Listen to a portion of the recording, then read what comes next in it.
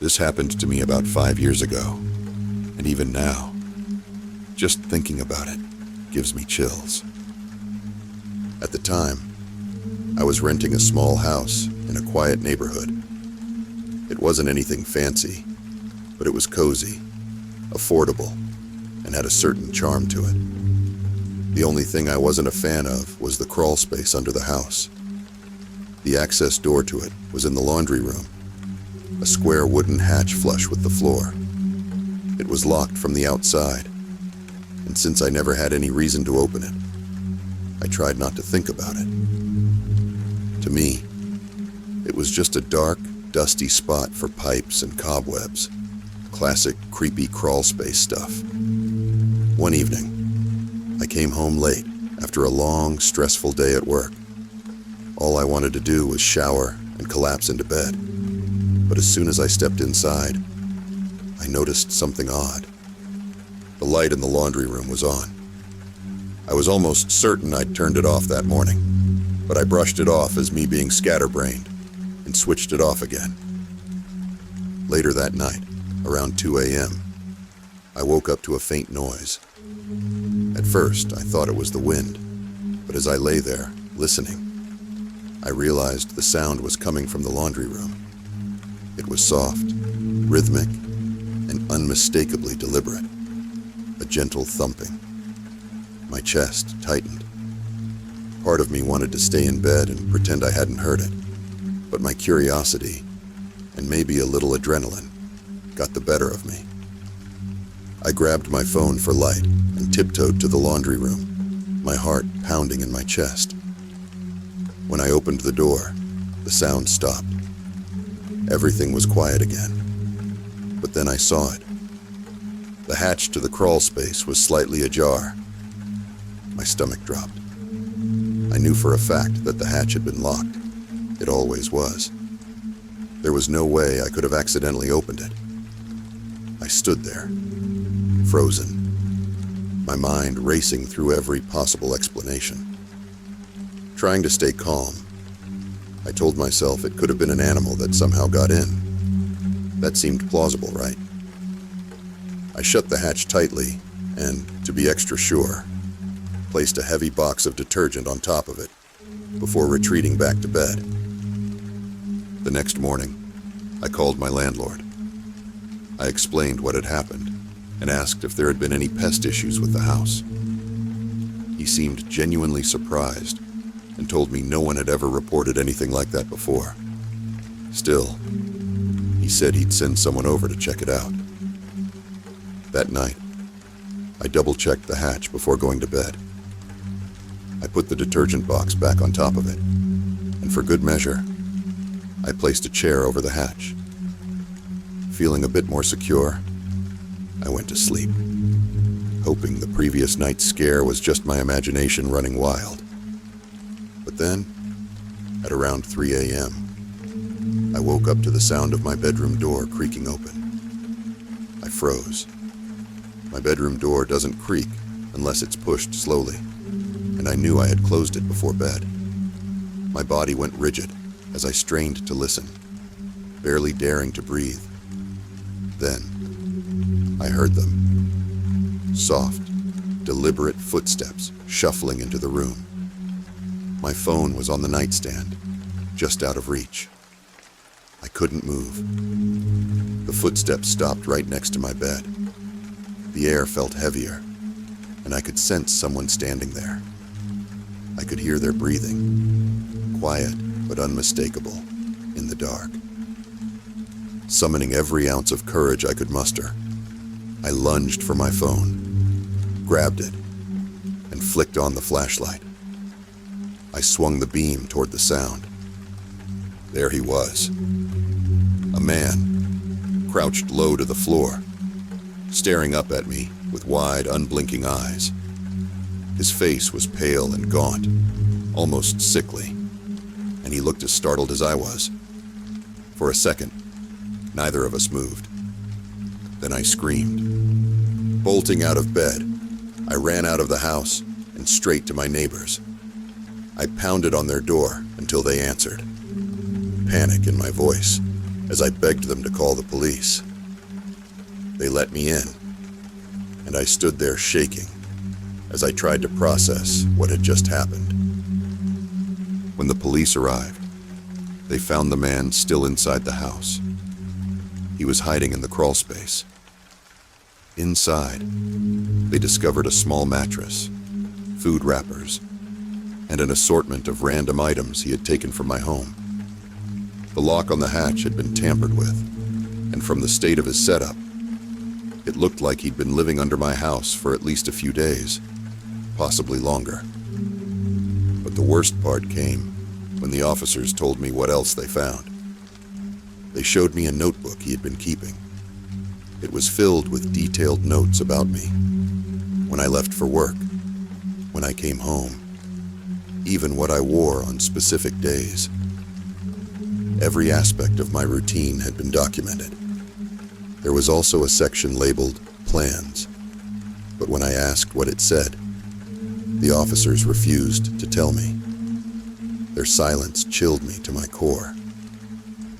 I packed up and moved out the following week, staying with friends until I found a new place. Even now, years later, the thought of that night makes my skin crawl. I still don't know how he got in or how long he'd been watching me before I noticed something was wrong. But the idea that he was so close, living right beneath my feet, still haunts me.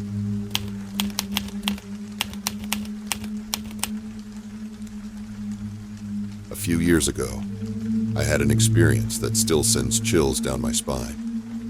I was 35 at the time, living in a busy city and working late shifts. One evening, after finishing work around 10 p.m., I started my usual walk home through the quieter streets of my neighborhood. I've always considered myself a cautious person, so I was alert as I walked, keeping an eye on my surroundings. At first, everything seemed normal, but after a few blocks, I noticed a man walking about 20 feet behind me. Initially, I didn't think much of it, just someone heading the same way. But something about him felt off. His movements weren't natural. He seemed to be deliberately maintaining his distance, yet his pace matched mine perfectly. If I sped up, so did he. If I slowed down, he adjusted his steps to match. My gut told me something wasn't right. To test my suspicion, I turned down a side street, a quieter route that I rarely used. As I glanced over my shoulder, my stomach dropped. He had followed me. The way he moved, his focus, it wasn't random. It was deliberate. I could feel the hair on the back of my neck stand up as the realization set in. I crossed the street, hoping it would throw him off. But without missing a beat, he crossed too. That's when the uneasiness turned into real fear. I wasn't far from home, but I didn't feel safe leading him there. Something about his persistence was deeply unsettling. Just ahead, I saw the bright lights of a 24/7 convenience store. It seemed like the safest option, so I ducked inside, hoping to lose him. The store was empty except for a bored cashier glued to their phone, barely acknowledging my presence. I quickly grabbed a drink and stood near the door, trying to calm my nerves and watch if the man would pass by. He didn't. Instead, he stopped right outside the store, standing in plain view of the glass doors. Our eyes met, and he stared directly at me. His expression was blank, almost emotionless, but the intensity of his gaze sent a wave of panic through me. Panic surged through me as I darted further into the aisles, trying to calm myself down. I could hear his footsteps approaching the entrance, his presence making my skin crawl. I felt trapped. Staying in the store didn't feel safe anymore, but leaving felt just as dangerous. My hands were shaking as I fumbled to pay for the drink, my mind racing. The cashier looked at me, their expression shifting from disinterest to mild concern. I slapped some cash on the counter, grabbed my change without waiting, and bolted out the door. I ran down a different street, my pulse pounding in my ears.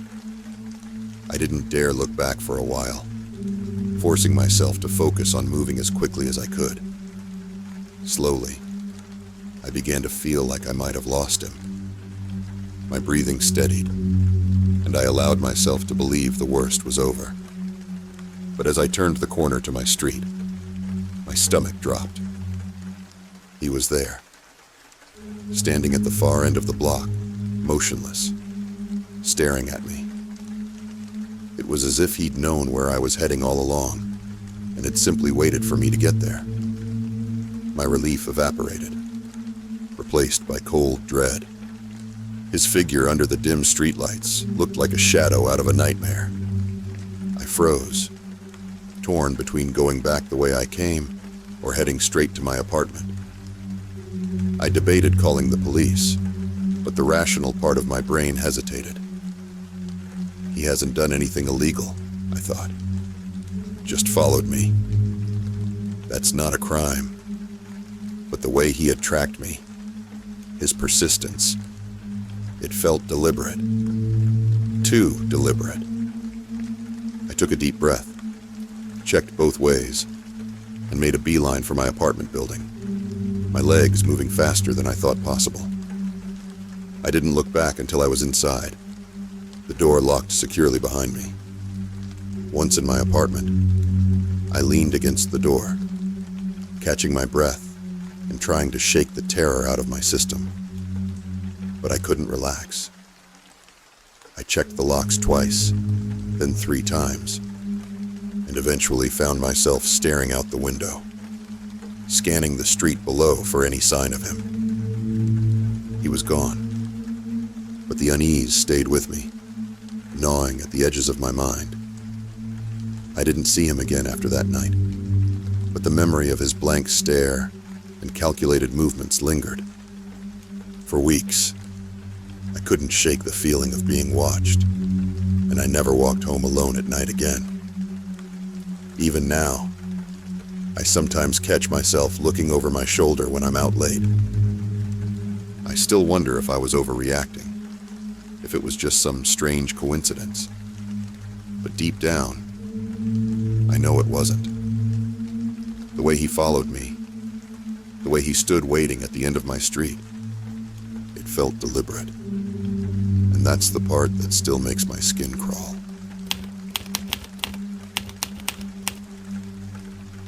This happened over a decade ago when I was 12 years old. I lived in a small town in Oklahoma, in a neighborhood where the houses were spaced far apart and separated by patches of woods. It was a typical school day, and my grandma picked me up and brought me home. That year was the first time I started getting dropped off alone at my house after school, instead of going to my grandma's. Usually I'd get home around 3 p.m. and my parents would be back by 4:30, so it wasn't a big deal to be by myself for a little while. But this day was different. My dad wouldn't be home until around 7, and my mom, a teacher, had parent-teacher conferences, so she wouldn't be back until 8. It was early fall, so it wouldn't even get dark until around 8:30. I figured I'd just do my usual routine and pass the time. I got home, ran upstairs, and jumped on my Xbox 360 to play Minecraft with my friends. That day, it was just me and my friend Seth online. We were talking and laughing, completely absorbed in the game. I'd been playing for about 2 hours when I heard the sound of a car door closing outside. It caught me off guard because no one was supposed to be home for a while. My upstairs bedroom had windows overlooking the driveway, so I grabbed my controller and mic, went to the window, and peeked out to see who it was. Maybe my dad had come home earlier than expected. What I saw sent a ripple of unease through me. It was a red truck, but no one I knew drove a red truck. The vehicle was pulled into the middle of the driveway at an odd angle, like the driver owned the place and didn't care.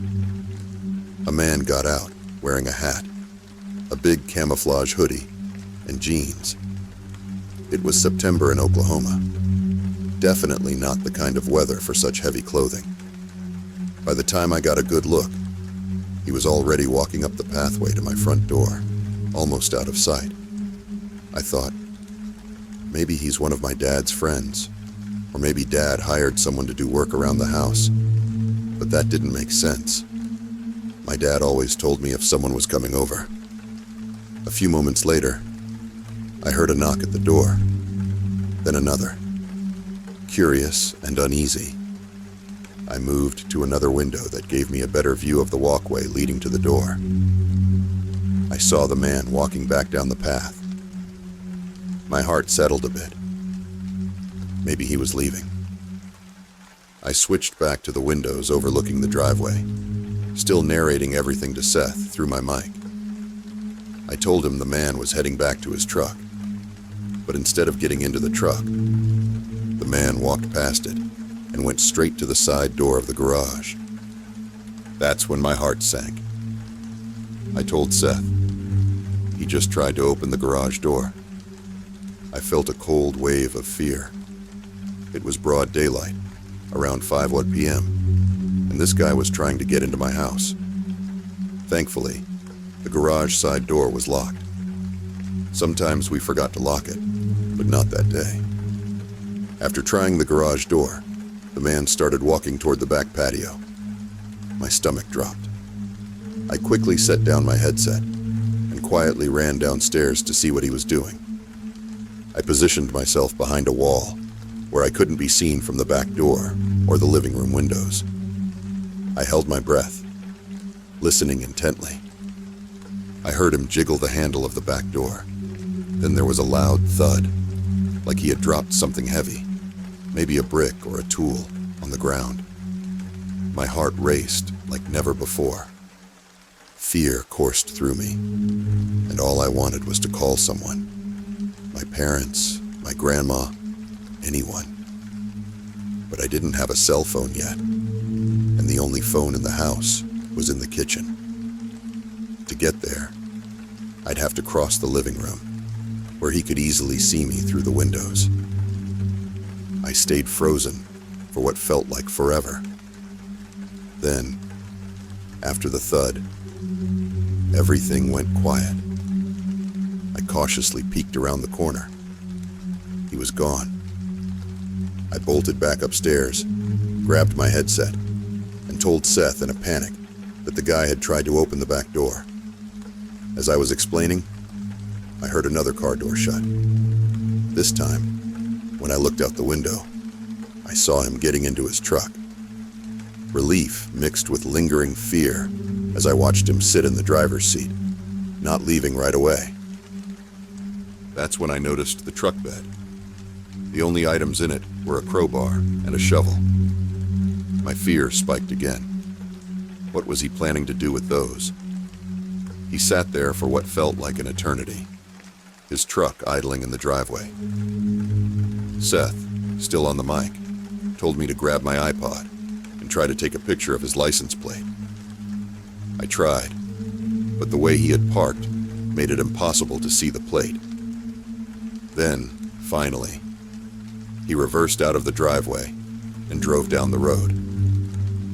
Once I was sure he was gone, I cautiously went downstairs to figure out what the thud had been. When I reached the back door, I saw the doormat had been moved. Both of the large potted plants on the patio had also been shifted. It hit me. He was looking for a key. My blood ran cold. We did have a hidden key back there, under a smaller plant pot on a ledge near the door. Luckily, he hadn't checked that one. I ran to the front porch to see if he'd done the same thing there.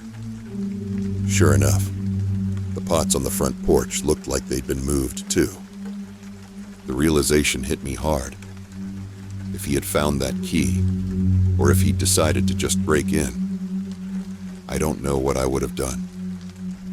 Once the immediate panic subsided, I called my dad and told him everything. He rushed home, and shortly after, a police officer arrived to take a report. I gave them a description of the man and the truck, as best as I could remember. Thankfully, the man never came back, but the experience left a lasting mark. To this day, I can't forget the feeling of seeing someone try to get into my home, knowing I was completely alone inside.